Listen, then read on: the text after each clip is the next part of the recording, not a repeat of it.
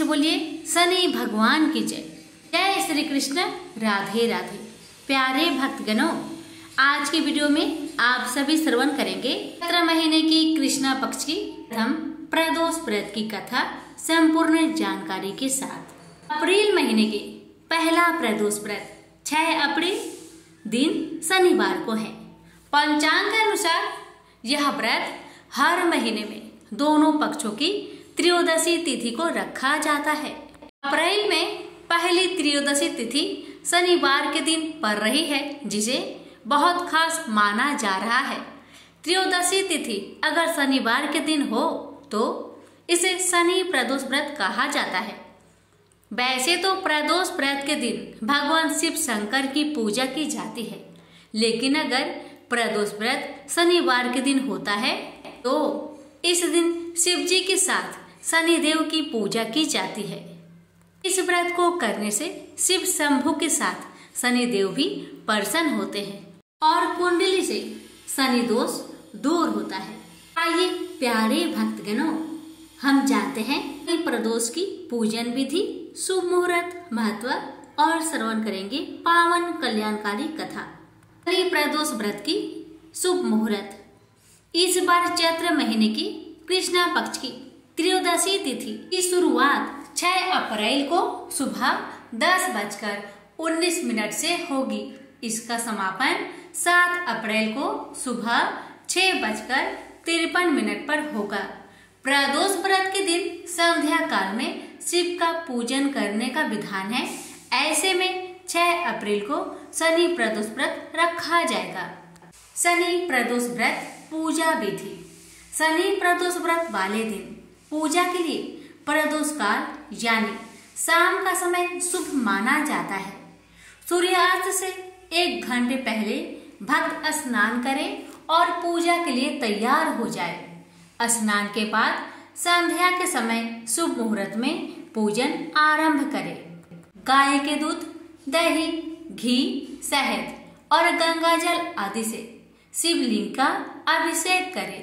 फिर शिवलिंग पर श्वेत चंदन लगाकर बेलपत्र, मदार पुष्प, भांग आदि अर्पित करें और फिर विधि पूर्वक पूजन कर और आरती करें। शनि प्रदोष व्रत का महत्व। शनि प्रदोष व्रत करने से भगवान शिव के साथ शनि महाराज भी प्रसन्न होते हैं। शनि प्रदोष व्रत करने से मनुष्य को लंबी आयु के साथ सुख समृद्धि की प्राप्ति भी होती है। मान्यता है कि इस व्रत को करने से व्यक्ति के सभी दुख दूर हो जाते हैं और अंत में वह सभी सुखों को भोगकर मोक्ष प्राप्त करता है। तो आइए श्रवण करते हैं शनि प्रदोष व्रत की बड़ी ही दुर्लभ कल्याणकारी कथा। कथा को अधूरा ना छोड़े और दूसरे भक्तों के पास शेयर करना ना भूले। प्रेम से बोलिए हर हर महादेव। माता पार्वती की जय। शनि महाराज की जय। कथा। एक नगर सेठ थे। सेठ जी के घर में हर प्रकार की सुख सुविधाएं थी, लेकिन संतान नहीं होने के कारण सेठ और सेठानी हमेशा दुखी रहते थे। काफी सोच विचार करके सेठ जी ने अपना काम नौकरों को सौंप दिया और खुद सेठानी के साथ तीर्थ यात्रा पर निकल पड़े। अपने नगर से बाहर निकलने पर उन्हें एक साधु मिले जो ध्यान मग्न बैठे थे। सेठ जी ने सोचा क्यों न साधु से आशीर्वाद लेकर आगे की यात्रा की जाए। सेठ और सेठानी साधु के निकट बैठ गए। साधु ने जब आंखें खोली तो उन्हें ज्ञात हुआ कि सेठ और सेठानी काफी समय से आशीर्वाद की प्रतीक्षा में बैठे हैं। साधु ने सेठ और सेठानी से कहा कि मैं तुम्हारा दुख जानता हूँ, तुम शनि प्रदोष व्रत करो, इससे तुम्हें संतान सुख प्राप्त होगा। साधु ने सेठ सेठानी को प्रदोष व्रत की विधि भी बताई और शंकर भगवान की निम्न वंदना बताई। हे रुद्रदेव शिव नमस्कार। शिव शंकर जगगुरु नमस्कार। हे नीलकंठ सूर्य नमस्कार। शशि मौली चंद्र सुख नमस्कार। हे उमाकांत सुधी नमस्कार, उग्रत्व रूप मन नमस्कार, ईशान ईश प्रभु नमस्कार, विश्वेश्वर प्रभु शिव नमस्कार। दोनों साधु से आशीर्वाद लेकर तीर्थ यात्रा के लिए आगे चल पड़े। तीर्थ यात्रा से लौटने के बाद सेठ और सेठानी ने मिलकर शनि प्रदोष व्रत किया, जिसके प्रभाव से उनके घर एक सुंदर पुत्र का जन्म हुआ और खुशियों से उनका जीवन भर गया। प्रेम से बोलिए उमापति शंकर भगवान की जय। स्कंद पुराण में वर्णित एक कथा के अनुसार प्राचीन काल में एक विधवा ब्राह्मणी अपने पुत्र को लेकर भिक्षा लेने जाती थी और संध्या को लौटती थी। एक दिन जब वह भिक्षा लेकर लौट रही थी तो उसे नदी किनारे एक सुंदर बालक दिखाई दिया जो विदर्भ देश का राजकुमार धर्मगुप्त था। शत्रुओं ने उसके पिता को मारकर उसका राज्य हड़प लिया था। उसकी माता की भी मृत्यु अकाल हुई थी। ब्राह्मणी को उस बालक को देखकर बहुत दया आई और उसने उस बालक को अपना लिया और उसका पालन पोषण किया। कुछ समय पश्चात ब्राह्मणी दोनों बालक के साथ देवयोग से देव मंदिर में गई। वहां उनकी भेंट ऋषि सांडल्य से हुई। ऋषि सांडल्य ने ब्राह्मणी को बताया कि जो बालक उन्हें मिला है वह विदर्भ देश का राजा का पुत्र है जो युद्ध में मारे गए थे और उनकी माता को ग्रह ने अपना भोजन बना लिया था। ऋषि सांडल्य ने ब्राह्मणी को प्रदोष व्रत करने की सलाह दी। ऋषि आज्ञा से दोनों बालकों ने भी प्रदोष व्रत करना शुरू कर दिया। एक दिन दोनों बालक वन में घूम रहे थे, तभी उन्हें कुछ गंधर्व कन्याएं नजर आई।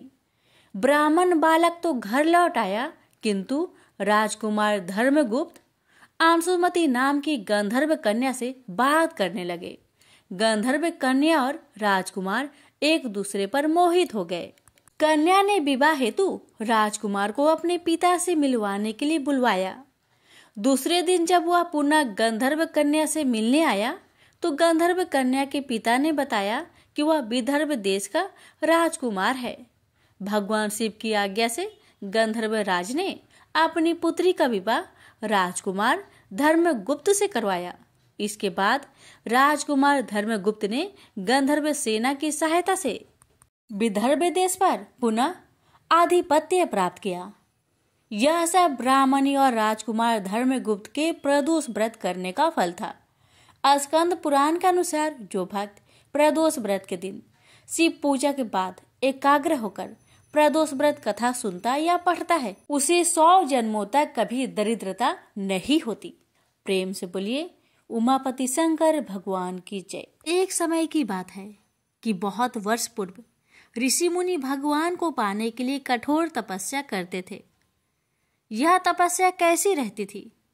एक पांव पर खड़े होकर नमस्कार की मुद्रा में भगवान का नाम जप करना, पानी में नमस्कार की मुद्रा में खड़े रहकर अखंड भगवान का नाम जप करना, हिमालय जैसे पर्वत पर जाकर अत्यंत ठंड में एक ही जगह अनेक वर्ष तक बैठकर नाम जप करना, इस प्रकार तपस्या की जाती थी। तपस्या के समय न कुछ खाया जाता था न ही पिया जाता था। इसी प्रकार कठोर तपस्या करने के बाद भगवान भक्त पर प्रसन्न होकर उन्हें आशीर्वाद देते थे। इसी प्रकार भगवान शंकर को पति रूप में पाने के लिए माता पार्वती कठोर तपस्या कर रही थी। तपस्या के समय वह भगवान के चिंतन में ध्यान मग्न बैठी थी। उनकी तपस्या पूर्ण होने ही वाली थी कि उसी समय उन्हें एक बालक के डूबने की चीख सुनाई दी। माता तुरंत उठकर वहां पहुंची। उन्होंने देखा एक मगरमच्छ बालक को पानी के अंदर खींच रहा है। वह बालक अपने प्राण बचाने के लिए बहुत प्रयास कर रहा था तथा मगरमच्छ उसे खाने का प्रयास कर रहा था। अंततः करुणामयी माता पार्वती को बालक पर दया आई। माता ने मगरमच्छ से निवेदन करते हुए कहा, बालक को छोड़ दो, इसे आहार न बनाओ। उस पर मगरमच्छ बोला, माता यह मेरा आहार है। मुझे हर छठे दिन भूख मिटाने के लिए जो पहले मिलता है वह मेरा आहार होता है। मेरा आहार ब्रह्मा ने निश्चित किया है। माता पार्वती ने फिर कहा, आप इसे छोड़ दो, मैं इसके बदले अपनी तपस्या का फल आपको दूंगी। पार्वती माता ने बालक के प्राणों की रक्षा के लिए अपनी कठोर तपस्या का फल दांव पर लगाया। मगरमच्छ ने भी उसे स्वीकार किया। पार्वती माता ने उसी समय संकल्प किया और अपनी पूरी तपस्या का फल उस मगरमच्छ को दे दिया। मगरमच्छ को माता के तपस्या का फल प्राप्त होने के कारण वह सूर्य के जैसे चमक उठा। उसकी बुद्धि में शुद्ध हो गई। उसने कहा, माता आप अपना पुण्य वापस ले लीजिए, मैं इस बालक को छोड़ दूंगा। माता ने तो वचन दिया था, इसलिए उन्होंने तपस्या का फल वापस लेने से मना कर दिया और वह बालक को गोद में लेकर ममता से दुलारने लगी। बाद में माता ने उस बालक को उसके घर सुरक्षित लौटा दिया और वे अपने स्थान पर वापस आ गई। भगवान शिव जी को प्राप्त करने हेतु उन्होंने पुनः तप करना आरंभ कर दिया। उसी समय भगवान शिव जी माता पार्वती के सामने प्रकट हो गए। भगवान शिव जी उन्हें बोले, पार्वती अब तुम्हें तप करने की आवश्यकता नहीं है, हर प्राणी में मेरा ही वास है। तुमने उस मगरमच्छ को अपने तप का जो फल दिया है वह मुझे ही प्राप्त हुआ है, इसलिए तुम्हारे तप का फल अनंत गुना हो गया है। तुमने करुणा और ममता से द्रवित होकर बालक की रक्षा की, इसलिए मैं तुम पर प्रसन्न हूँ और तुम्हें अपनी पत्नी के रूप में स्वीकार करता हूँ। प्रेम से बोलिए उमापति शंकर भगवान की जय। एक समय की बात है, एक क्षेत्र में पुत्र की प्राप्ति हेतु भगवान शिव से आज्ञा लेकर पार्वती ने 1 वर्ष तक चलने वाले पुण्य व्रत का समापन किया। व्रत की समाप्ति पर पुरोहित सनत कुमार ने देवी पार्वती से कहा, सुव्रते मुझे दक्षिणा चाहिए। पार्वती ने मुंह मांगी दक्षिणा देने का वचन दिया। फिर क्या था, पुरोहित बने सनत कुमार ने अस्वाभाविक दक्षिणा की याचना की। देवी इस व्रत में दक्षिणा स्वरूप मुझे अपने पति को दीजिए। यह सुनते ही देवी पार्वती पर जैसे वज्रपात हुआ। वो व्याकुल होकर विलाप करती हुई मूर्छित हो गई। पार्वती को मूर्छित देखकर ब्रह्मा, विष्णु और मुनियों को हंसी आ गई। उन्होंने पार्वती को समझाने के लिए भगवान शिव को भेजा। पार्वती की मूर्छा टूटने पर शिव ने उन्हें समझाया, हे देवी, देव कार्य, पितृ कार्य या नित्य नैमित्तिक जो भी कार्य दक्षिणा से रहित होता है निष्फल हो जाता है। उस कर्म से दाता कालसूत्र नामक नगर में गिरता है। इसके बाद वह दीन होकर शत्रुओं से पीड़ित होता है। ब्राह्मण को संकल्प की हुई दक्षिणा उस समय न देने से वह बढ़कर कई गुना हो जाती है। भगवान विष्णु और ब्रह्मा ने पार्वती से धर्म रक्षा के लिए अनुरोध किया। धर्म ने भी समझाया, देवताओं ने भी कहा, मुनियों ने भी दक्षिणा देने की प्रेरणा दी। फिर भी पार्वती चुप रही। तब सनत कुमार ने कहा, हे शिवे, या तो आप मुझे दक्षिणा में अपने पति को प्रदान कीजिए या अपने दीर्घकालीन कठोर तप का फल भी त्याग दीजिए। इस महान कर्म की दक्षिणा न मिलने पर मैं इस दुर्लभ कठोर व्रत का फल ही नहीं, आपके समस्त कर्मों का फल भी प्राप्त कर लूंगा। उद्गन होकर पार्वती ने कहा, पति से वंचित हो जाने वाले कर्म से क्या लाभ? दक्षिणा देने तथा धर्म और पुत्र की प्राप्ति से मेरा क्या हित होगा? पृथ्वी देवी की उपेक्षा कर वृक्ष की पूजा करने से क्या प्राप्त हो सकेगा? साध्वी स्त्रियों के लिए पति 100 पुत्र के समान होता है। ऐसी स्थिति में यदि व्रत में अपने पति को ही दक्षिणा दे दी जाए तो पुत्र से क्या लाभ? यह सत्य है कि पुत्र पति का ही अंश होता है, लेकिन उसका एकमात्र मूल तो पति ही होता है। मूल धन के नष्ट होने पर समस्त व्यापार ही विनष्ट हो जाता है। उसी समय आकाश में देवताओं और ऋषियों ने एक रत्न निर्मित रथ देखा जो पार्षदों से घिरा हुआ था। उस रथ से श्री नारायण उतरकर देवताओं के सम्मुख उपस्थित हुए। उन श्री नारायण को ब्रह्मा, विष्णु और शिव ने रत्न सिंहासन पर बैठाकर उन्हें प्रणाम किया और हाथ जोड़कर गदगद कंठ से स्तुति की। वहां का सारा वृत्तांत जानकर श्री नारायण ने कहा, शिव प्रिया पार्वती का यह व्रत लोक शिक्षा के लिए है, अपने लिए नहीं, क्योंकि ये तो स्वयं समस्त व्रतों एवं तपस्याओं का फल प्रदान करने वाली है।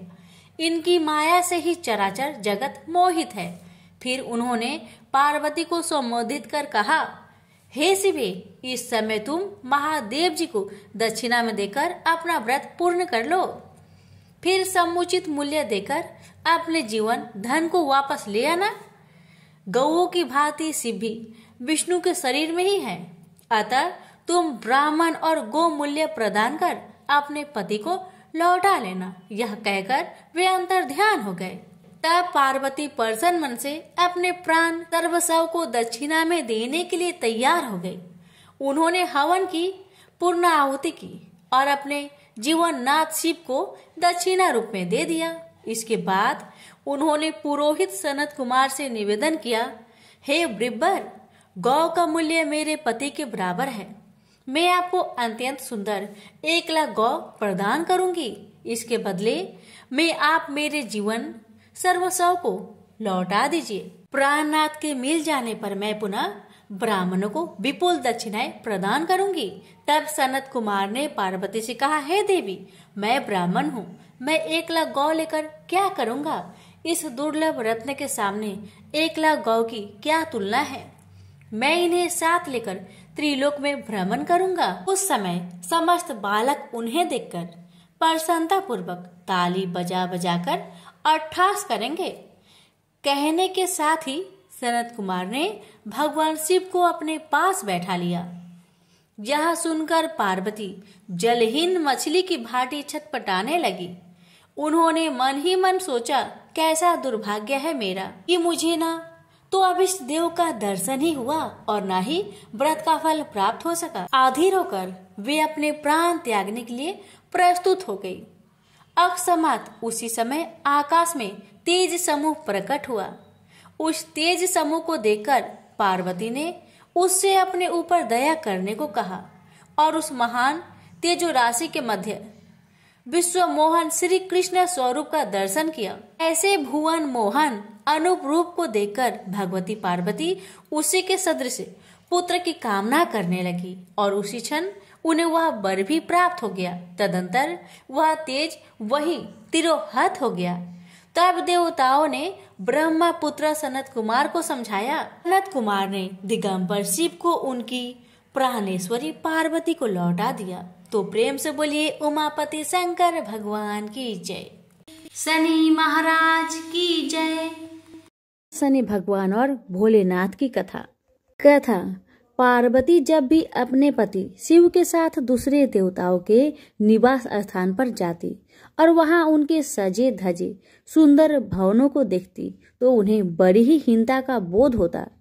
वे यह महसूस करती कि हमसे छोटे छोटे देवताओं के पास भी बड़े बड़े भव्य भवन हैं, लेकिन हमारे पास तो कुछ भी नहीं। कहने को मैं आदि देव शिव की पत्नी हूँ, लेकिन रहने के लिए मिली है कैलाश पर्वत की कंदराएं और पहनने के लिए वल्कल। किसी उचित आवास के अभाव में अन्य सुख सुविधाओं का उपभोग नहीं कर सकती।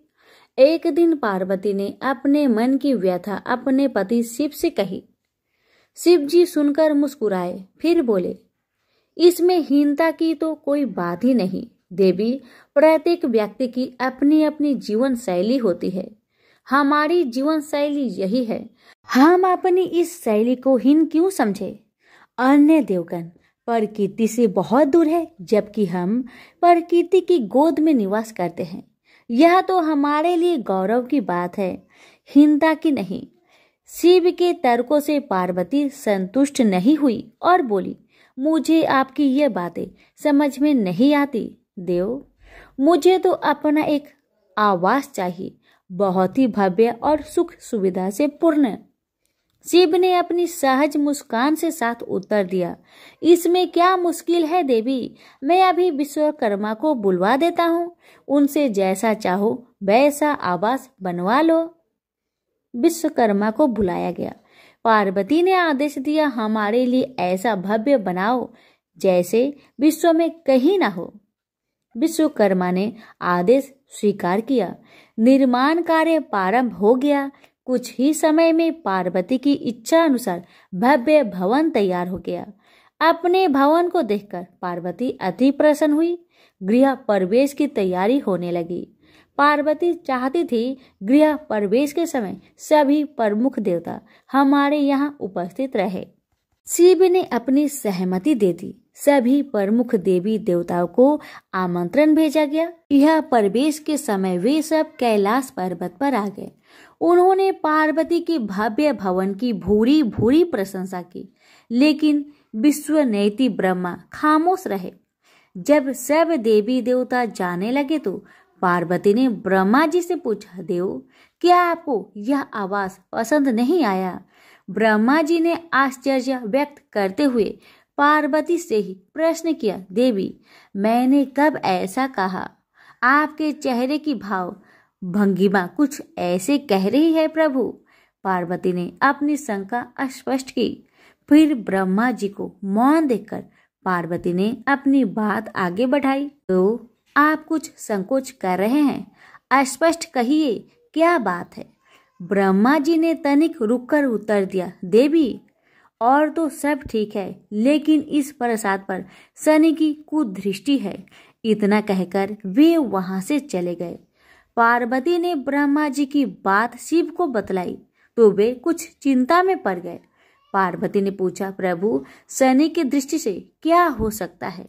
यह प्रसाद जल सकता है? भगवान शिव ने उत्तर दिया, हाँ। यह सुनकर पार्वती भी चिंतित हो गई और बोली, प्रभु, इसके लिए कोई उपाय कीजिए। शिव ने निराश व्यक्त की, शनि की दृष्टि को हटाना सरल नहीं है देवी। शिव का उत्तर सुनकर पार्वती आवेश में आ गई और बोली, सरल क्यों नहीं है? आप अभी शनि लोक जाइए और शनि देव से कहिए कि वह हमारे प्रसाद से अपनी कुदृष्टि हटा ले। यदि वह मान जाए तो आप तत्काल उसे कोई वरदान दे दीजिएगा, और यदि न माने तो आप अपना डमरू जोर से बजा दीजिएगा। मैं स्वयं अपने प्रसाद को आग लगा दूंगी। यदि प्रसाद को जलना ही है तो यह मेरे हाथों से जलेगा, शनि की कुदृष्टि से नहीं। इसके बाद मैं शनि को श्राप दूंगी। पार्वती की इच्छा अनुसार शिव शनि लोक गए। वहां शनि देव ने उनकी अभ्यर्थना की और आदर के साथ आसन पर बैठाया। आसन ग्रहण करने के बाद शिव ने अपने आने का प्रयोजन बताया। देवी पार्वती ने जो प्रसाद बनवाया है उस पर तुम्हारी कुदृष्टि है, अतः वे चाहती है कि तुम उधर से अपनी कुदृष्टि हटा लो। शनि देव ने करवध होकर निवेदन किया, आप निश्चिंत रहे देव। माता पार्वती के प्रसाद पर कुदृष्टि डालने का मैं दुस्साहस नहीं कर सकता। शनि से आश्वासन पाकर शिव प्रसन्न हो गए। शनि, मैं तुमसे प्रसन्न हूँ, तुम जो चाहे वर मांग सकते हो, भोलेनाथ ने कहा। शनि ने विनम्र भाव से कहा, प्रभु, आपका दिया हुआ सब कुछ मेरे पास है, अब मैं और क्या मांगू? हाँ, एक इच्छा अवश्य है, वह है आपका तांडव नृत्य देखने की। बहुत दिन हो गए उसे देखे हुए, आप अपना नृत्य दिखला सके तो कृपा होगी। शनि का यह अनुरोध शिव को अच्छा लगा। उन्होंने तत्काल अपना डमरू उठा लिया और लगे नृत्य करने। भोले भंडारी ये भी भूल गए कि पार्वती ने डमरू की आवाज सुनकर अपने नवनिर्मित प्रसाद को जला देने की बात कही थी। बस डमरू बजा बजा कर नृत्य करते रहे। उधर पार्वती ने जब कैलाश पर डमरू की ध्वनि सुनी तो उन्होंने सोचा कि शनि ने अपने कुदृष्टि हटाना अस्वीकार कर दिया है, अतः वे बहुत दुखी हुई। उन्हें लगा कि यदि मैं तत्काल अपने नवनिर्मित आवास को आग लगा दूंगी तो वह शनि की कुदृष्टि से बच जाएगा। अतः उन्होंने स्वयं ही अपने प्रसाद में आग लगा दी। वह धू धू करके जल उठा। प्रसाद को जलता देख पार्वती का शनि पर क्रोध धीरे धीरे बढ़ने लगा। अब वे उसे श्राप देने को तैयार हो गई, लेकिन उसी समय भगवान शिव वहां पहुंच गए। उन्होंने प्रसाद को जलते देखा तो वे आश्चर्यचकित रह गए। उनकी समझ में ही नहीं आया कि यह कैसे हो गया। फिर अचानक उन्हें सब कुछ स्मरण हो गया। अपनी भूल का उन्हें एहसास हुआ। उन्होंने पार्वती को सब कुछ सुनाया। सच्चाई जानकर पार्वती को भी अपनी जल्दबाजी पर दुख हुआ। अब शनि को श्राप देने का कोई अर्थ नहीं था। प्रत्यक्ष उसका कहीं कोई अपराध नहीं था। फिर भी पार्वती और शिव को यह लग रहा था कि यह सब हुआ शनि की कुदृष्टि से ही, लेकिन स्थिति को देखते हुए वे दोषी नहीं ठहरा सकते। प्रेम से बोलिए शनि महाराज की जय। उमापति शंकर भगवान की जय। सभी व्रतों को पूर्ण करने वाली गणेश जी की कथा। एक बार गणेश जी ने पृथ्वी के मनुष्य की परीक्षा लेने का विचार किया। वे अपना रूप बदलकर पृथ्वी पर भ्रमण करने लगे।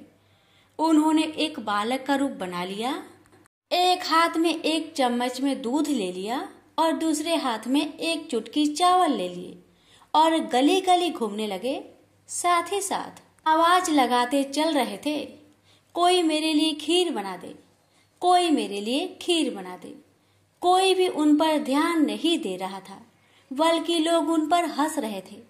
वे लगातार एक गांव के बाद दूसरे गांव इसी तरह चक्कर लगाते हुए पुकारते रहे, पर कोई खीर बनाने के लिए तैयार नहीं था। सुबह से शाम हो गई, गणेश जी लगातार घूमते रहे। एक बुढ़िया थी, शाम के वक्त अपनी झोपड़ी के बाहर बैठी हुई थी। तभी गणेश जी वहां से पुकारते हुए निकले कि कोई मेरी खीर बना दे, कोई मेरी खीर बना दे। बुढ़िया बहुत कोमल हृदय वाली स्त्री थी। उसने कहा, बेटा मैं तेरी खीर बना देती हूँ। गणेश जी ने कहा, माई आपने घर में से दूध और चावल लेने के लिए बर्तन ले आओ। बुढ़िया एक कटोरी लेकर जब झोपड़ी के बाहर आई तो गणेश जी ने कहा, अपने घर का सबसे बड़ा बर्तन लेकर आओ। बुढ़िया को थोड़ी झुलझुलाहट हुई, पर उसने कहा, चलो बच्चे का मन रख लेती हूँ। और अंदर जाकर वह अपने घर का सबसे बड़ा पतीला लेकर बाहर आई। गणेश जी ने चम्मच से पतीले में दूध उड़ेलना शुरू किया। तब बुढ़िया के आश्चर्य की सीमा न रही। जब उसने देखा दूध से पूरा पतीला भर गया है, एक के बाद एक वह बर्तन झोपड़ी से बाहर लाती गई और उसमें गणेश जी दूध भरते चले गए। इस तरह से घर के सारे बर्तन दूध से लबालब भर गए। गणेश भगवान ने बुढ़िया से कहा, मैं स्नान करके आता हूँ, तब तक तुम खीर बना लो, मैं वापस आकर खाऊंगा। बुढ़िया ने पूछा, मैं इतनी सारी खीर का क्या करूंगी? इस पर गणपति जी बोले, सारे गांव को दावत दे दो। बुढ़िया ने बड़े प्यार से मन लगाकर खीर बनाई। खीर की भीनी भीनी मीठी मीठी खुशबू चारों दिशाओं में फैल गई। खीर बनाने के बाद वह हर घर में जाकर खीर खाने का न्योता देने लगी। लोग उस पर हंस रहे थे। बुढ़िया के घर में खाने को दाना नहीं और यह सारे गांव को खीर खाने की दावत दे रही है। लोगों को कौतूहल हुआ और खीर की खुशबू से लोग खींचे चले आए। लो, सारा गांव बुढ़िया घर में इकट्ठा हो गया। जब बुढ़िया की बहू को दावत की बात मालूम हुई, तब वह सबसे पहले वहां पहुंच गई। उसने खीर से भरे पतीलों को जब देखा तो उसके मुंह में पानी आ गया। उसे बड़ी जोर से भूख लगी हुई थी। उसने एक कटोरी खीर निकाली और दरवाजे के पीछे बैठकर खाने को तैयार करने लगी। इसी बीच एक छींटा गिर गया और गणपति जी का भोग लग गया और वो प्रसन्न हो गए। अब पूरे गांव को खाने की दावत देकर बुढ़िया वापस अपने घर आई। उसने देखा बालक वापस आ गया था। बुढ़िया ने कहा, बेटा खीर तैयार है, भोग लगा लो। गणपति जी बोले, माँ भोग तो लग चुका है, मेरा पेट पूरी तरह से भर गया है, मैं तृप्त हूँ, अब तू खा, अपने परिवार और गांव वालों को खिला। बुढ़िया ने कहा, यह तो बहुत ज्यादा है, सबका पेट भर जाएगा, इसके बाद भी यह बच जाएगी। उस बची खीर का मैं क्या करूंगी? इस पर गणेश जी बोले, उस बची खीर को रात में अपने घर के चारों कोनों में रख देना। और बुढ़िया ने ऐसा ही किया।